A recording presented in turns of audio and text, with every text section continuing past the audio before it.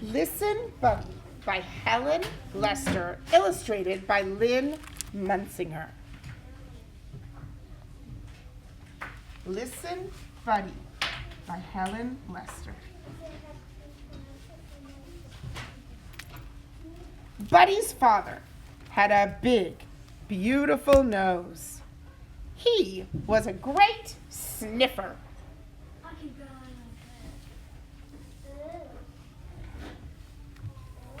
Buddy's mother had beautiful big teeth. She was a great chomper. Buddy had big, beautiful ears. It didn't matter.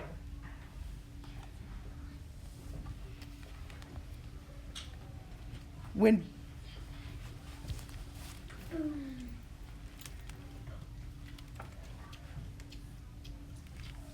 Buddy's parents sent him to the vegetable stand to get a basket of squash, he came home with a basket of wash.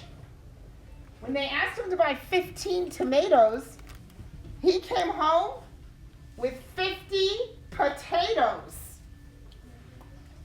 If I was making dinner and wanted 15 tomatoes, would 50 potatoes help with my recipe? No. Buddy's father said, "Listen, Buddy, will you please bring me a pen?" You brought him a hen. "Who?" asked Buddy. "You," said his father. "Will you please bring me a pen?" "A what?" said Buddy. "A pen," said his father. "Will you please bring me a pen?" "Sure," said Buddy. Buddy's father said, "Listen, Buddy." Buddy's mother said, "Listen, Buddy, will you please get me a slice of bread?" "Who?" asked Buddy. "You," said his mother. "You please get me a slice of bread?" "A slice of what?" asked Buddy. "A slice of bread," said his mother. "Will you please bring me a slice of bread?" "Sure," said Buddy. Buddy's mother said, "Listen, Buddy."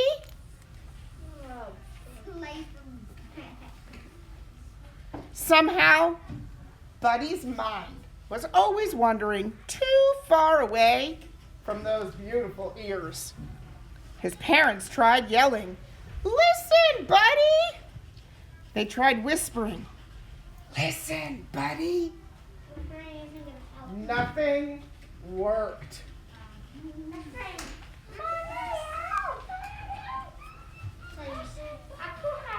One day, Buddy got permission to go for a long hop. He'd never been allowed to go beyond the vegetable stand. "Listen, Buddy," his parents warned him.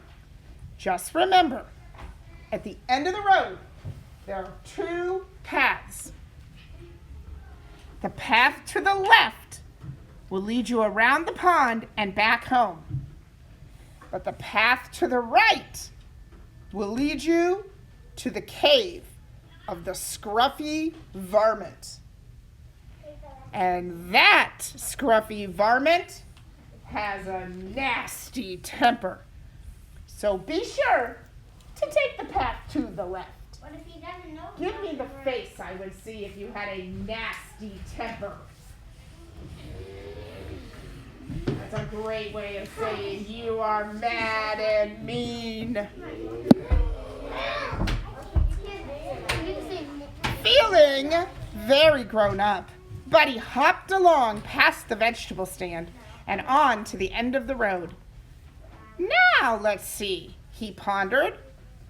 "Was I supposed to go left or right? Or right or left?"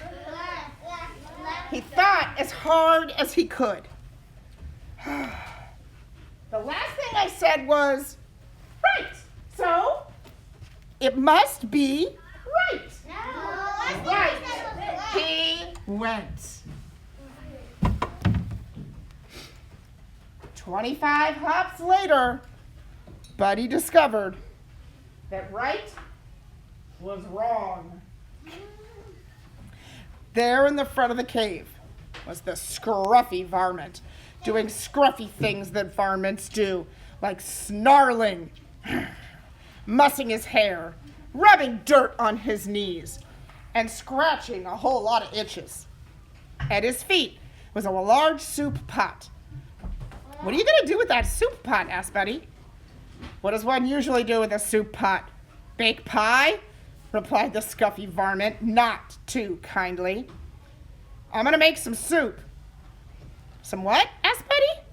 "Snoop," snarled Scruffy Varmint. Buddy had forgotten his parents' warning about the Scruffy Varmint. He asked eagerly, "May I help you?"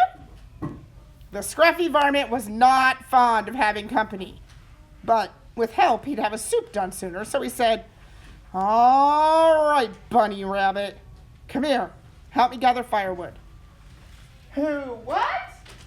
said Buddy. "You, firewood." Buddy eagerly hopped ahead of Scruffy Varmint. Very gently, he gathered a large prickly bundle, which he held out proudly. Roughly, the varmint grabbed the bundle. "I said firewood, not briarwood," he yelped, plucking the sharp thorns from his paws.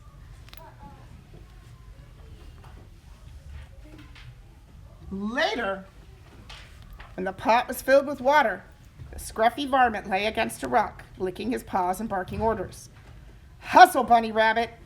Get the flour." "Yes, sir," said Buddy. 5 pinches of salt." "Yes," said Buddy. 5 pinches of salt. 5 inches of salt. The flour. The flour. See the picture? 15 tomatoes. "Yes, sir," said Buddy.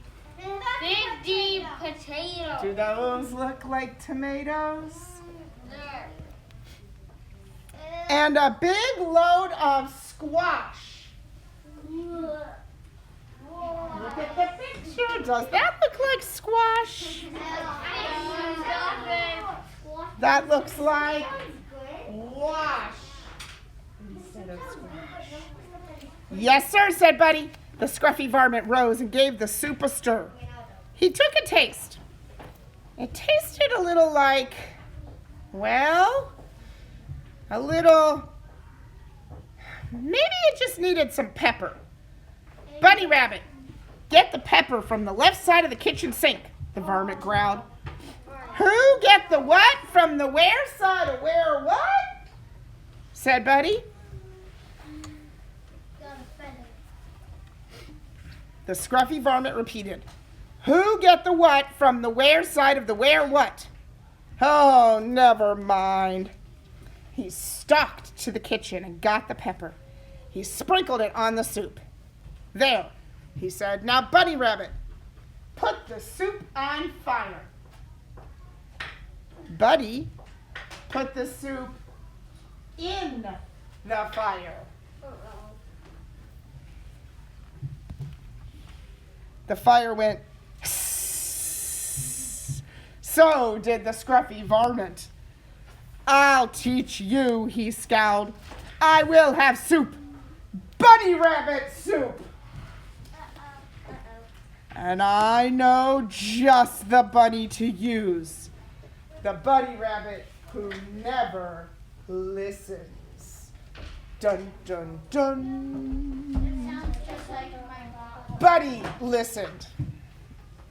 He also hopped very, very, very, very, very fast.